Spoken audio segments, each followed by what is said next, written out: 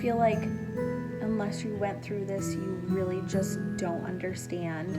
And the worst thing people can say to you is don't stress about it, it will happen, or when are you going to get pregnant, or why aren't you having kids yet, do you still want kids? Guys, it's been a while since I've had any time to make a video for my channel, but I don't want to get into that. Some personal things have been happening, and I kind of just wanted to come on here and talk about them. As you can see in the title, I wanted to talk about my infertility.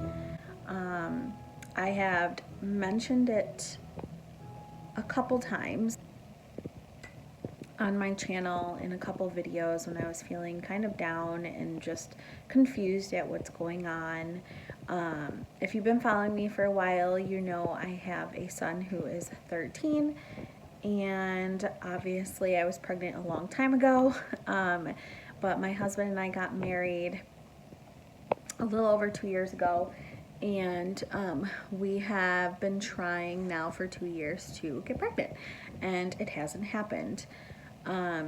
I have been kind of dealing with that emotional roller coaster alone by myself. I know certain people know about it. I don't talk a lot about it. I just feel like it's very personal, and I don't like to talk about really personal things like this when I know that, I don't know, it's kind of embarrassing for me. But I figure that there's plenty of other people who have gone through this, that are going through this, that have had success stories or not. That, yeah, I just kind of need to talk about it. So I'm going to talk about it. I have had put a lot of stress on myself because it wasn't happening, and I started like questioning, like, why isn't this happening? I've already had a kid, like, what's wrong with me? It took me almost 2 years to finally go see a fertility specialist. I don't know if it was me in denial or I just didn't want to go. I don't know. I saw my regular gynecologist. I saw my regular gynecologist before when we first started, when I decided that we were gonna try. Got checked out, everything's normal, went to my regular doctor, everything's normal, call me when you're pregnant type of thing. So a whole year passed. No, it was like 8 or 9 months passed. I called my gynecologist, I set up an appointment, and I was like, I'm not getting pregnant. I don't know what's going on. So I go in there, she like talks to me about stuff. Sometimes it just takes people longer. Wait the full year. If you really want to go see somebody now, you can. I'll refer you. But it's all up to you. And at that time, I was just kind of like, okay, I'll just wait it out. We'll see what happens, whatever. Even though I probably shouldn't have, because I've only gotten myself in like a worse depression and anxiety state. But it is what it is. And so time has passed, still not getting pregnant. And every month I would get my period, and I would literally just sit in the bathroom and cry and be super depressed for like a week. And then I would pick myself back up, start working out, start eating healthy, and basically it's just been the same cycle. During this whole time, I've used ovulation sticks. I've bought countless pregnancy tests. Only since July have I stopped buying any type of pregnancy test. There's just no point. So, which is better, because I think the tests were making my anxiety even worse about it. So now it's just like, oh, wait for your period and then move on. I don't know what it was with this last month. It was November. When I got my period in November, I literally just didn't want to get out of bed. I was so upset. I feel like unless you went through this, you really just don't understand. And the worst thing people can say to you is don't stress about it, it will happen, or when are you going to get pregnant, or why aren't you having kids yet, do you still want kids? About that period in November really like screwed me up, you guys.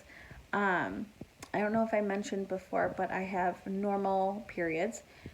They last like 4 to 5 days. I'm like a 28 to 29 day cycle. I was taking ovulation tests and I bought just the cheapy ones. And I've always gotten positives. We time it. Yeah, I don't know. And so this is why I was like putting it off. But the beginning of December, I called a fertility place near me and I set up an appointment with them to go see them. And yeah, so now on this whole infertility journey, I have done a bunch of testing so far. I first went in for my first consultation, sat down with the doctor. They kind of explained everything, what they were about, what would happen, what kind of tests I would do. They were all super nice, super sweet. Nobody made me feel uncomfortable, which was great. I did have an ultrasound done, an internal ultrasound done the first time I was there. And at that time, I actually took an ovulation test that morning and it was positive. And when she did the ultrasound, she's like, yeah, your lining's thickening. It looks like you're about to release an egg, like all that stuff. And I'm like, okay, maybe this will just like happen. And obviously it didn't. So they told me that if I don't get pregnant, to call the first day of my full period, or to call if I am pregnant. And so I was like dreading that day, and it finally came, and it was probably the worst period I've ever had. Cramps, everything, and it was heavy. And I call them and I'm like, okay, I have my period, like what's next? So then they said that I had to come in for some more testing. So I had to go in for a day 3 internal ultrasound and blood work. And they took like 9 vials of blood in the morning. And it was really fast. They just did a quick internal, an exam, and they looked for all of my follicles, and they were counting them and measuring things and measuring my uterus and all of that, and my lining. So I had that done. And then today I just went and got an HSG test done, which is I will like insert the name here because I'm not going to try and pronounce it right now. So I had that testing done today. I made the mistake of Googling stuff before I went, and everybody said that it was super painful. It was like the worst pain ever, blah, blah, blah. So I actually wasn't nervous. I have a very high pain tolerance, but I wasn't nervous until I got there. And then my husband couldn't come back with me because he came with me. And I was like, all right. So I go in the back. The girl that was like taking care of me was so nice. She explained everything to me. She gave me a gown. I had to undress like waist down. I had to sign my life away. And then they put me on this table, and first thing the doctor comes in, she explains what she's about to do, which was fine. It's almost like you're getting a pap smear. You had to like scoot your butt down and spread your legs open, and they put like the little clamp in there. There was a little bit of pinching. There is a balloon that they do inflate, and that felt like almost like pressure, like you really had to go poo. That's what it felt like. I didn't get any intense cramping. I just had like 2 pinches. And that was about it. And then after that, They had me slide back on the table. They took out the clamp, and that's when I had a catheter inserted into my cervix, and that's where they would input the dye. So I slid back on the table. The doctor was like, I'm gonna warn you when I'm gonna do everything, so you know what's happening. She said, okay, I'm gonna slowly insert the dye. You may feel pressure. If it starts hurting, let me know. We can back off a little bit. And I was like, all right. So she starts the dye. I felt nothing. She told me to turn onto my left side just a little bit, like tilt on my left side. And sometimes they have you tilt back and forth so that the dye will run.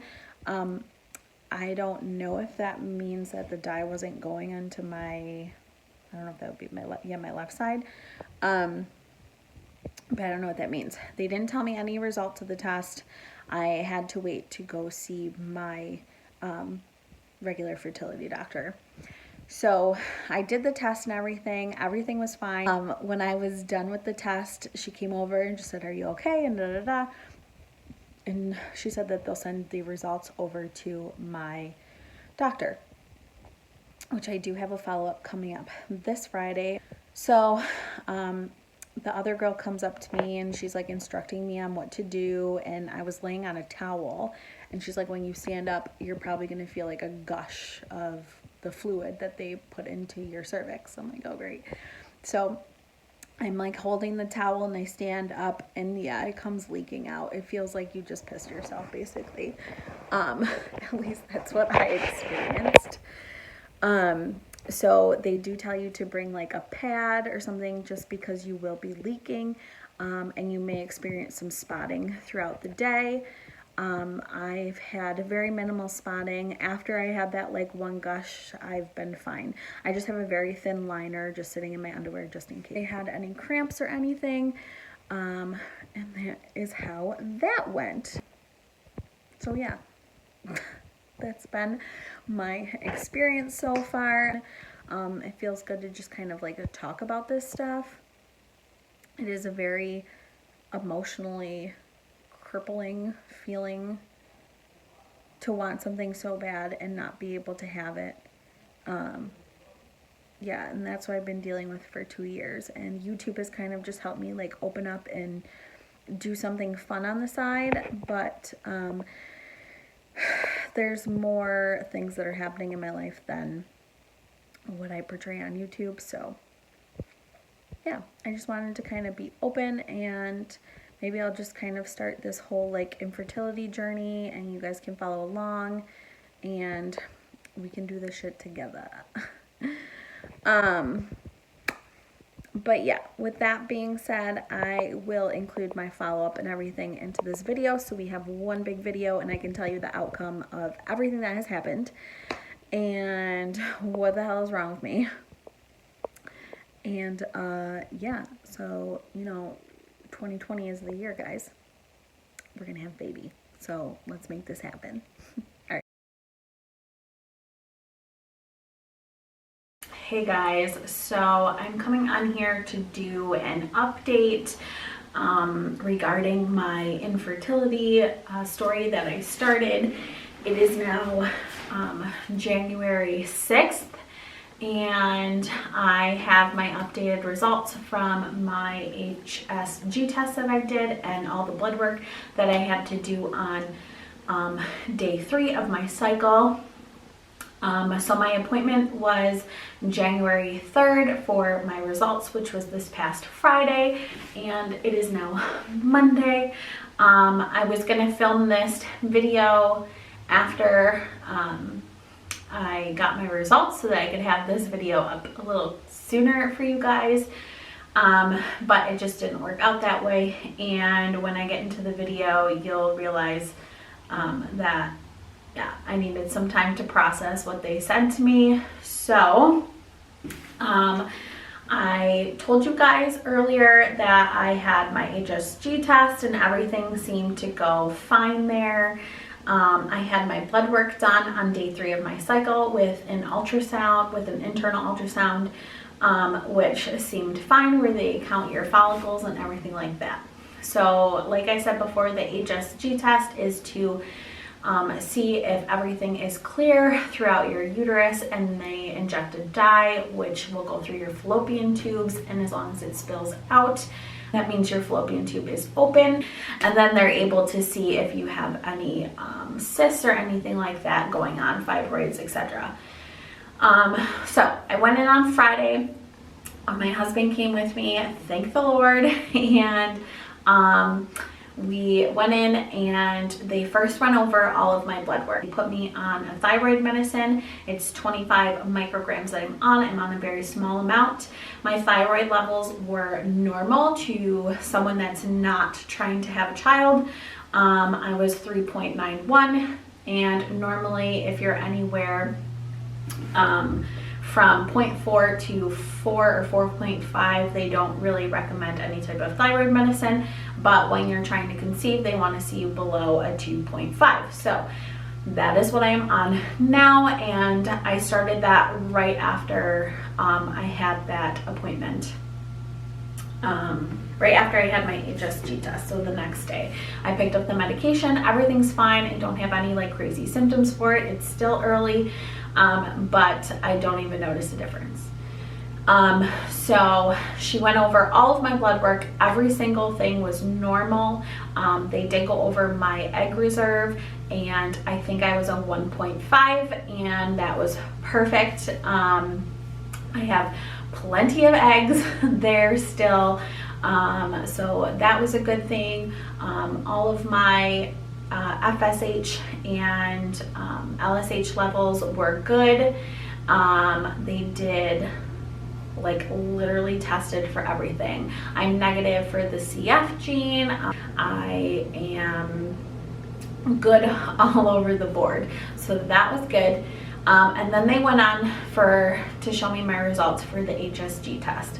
So when I went in there, I was expecting either they're gonna say everything looks fine, or like the worst they're gonna say is, yeah, like you just have a blockage or something like that. I really wasn't prepared for what they were about to tell me.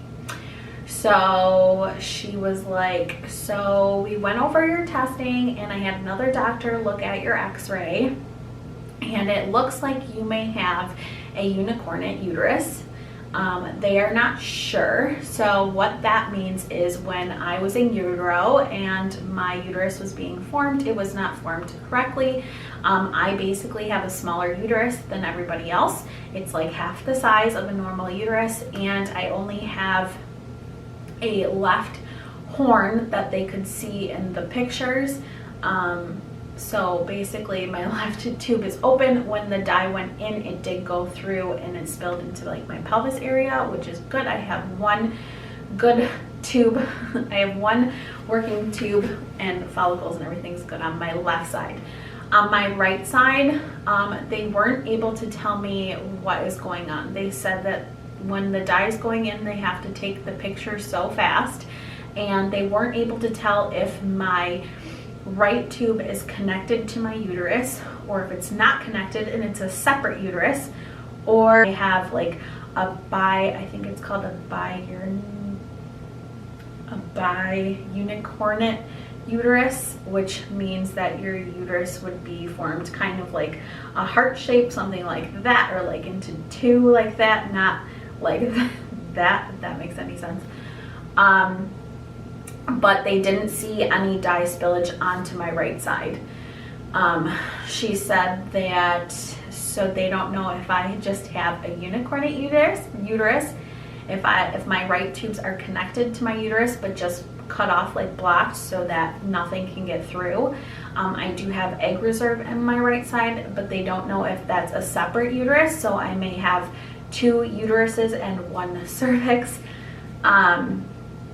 Yeah, so that is what's happening there. So now I have to go for MRI testing to tell them what's actually going on down there.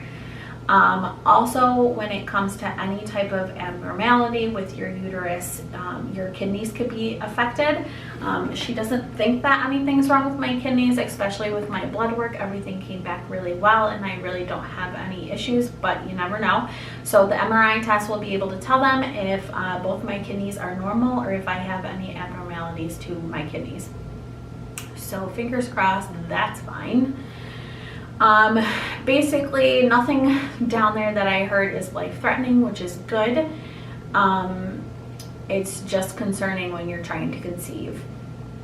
So that is why we have been struggling to get pregnant. And yeah, so when I found out the news on Friday, I was like devastated. I was super upset. I cried probably all day.